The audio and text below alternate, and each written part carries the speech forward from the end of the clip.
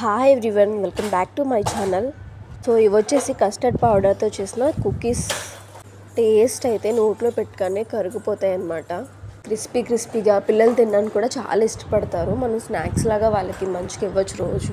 So ఇది వచ్చేసి గోధుమతో చేసిన బిస్కెట్స్.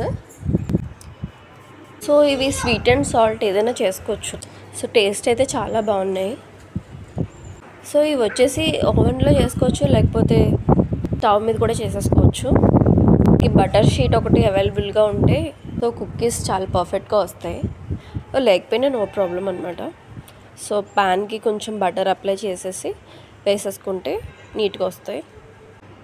సో ఇందులో మనం custard powder and sugar powder, కొద్దిగా ఆల్ పర్పస్ పౌడర్ వేసుకొని మిక్స్ చేసుకోవాలి. మిక్స్ చేసుకుని ఇందులో మనం బటర్ యాడ్ చేసుకోవాలి. బటర్ యాడ్ చేసుకొని మనం నీట్గా కలిపేసుకుని, నేను ఇక్కడైతే స్టవ్ మీద చేస్తున్నాను. ఇలా స్టవ్ మీద ఇలా ఒక గిన్నె పెట్టేసుకుని, సో దాని మీద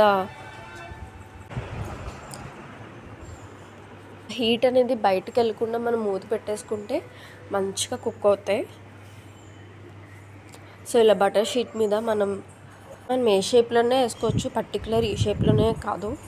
సో వాటి మీద ఇలా వేసుకుని వాటి మీద చాకో చిప్స్ పెడితే పిల్లలు ఇంకా ఇష్టంగా తింటారనేసి పెట్టామన్నమాట.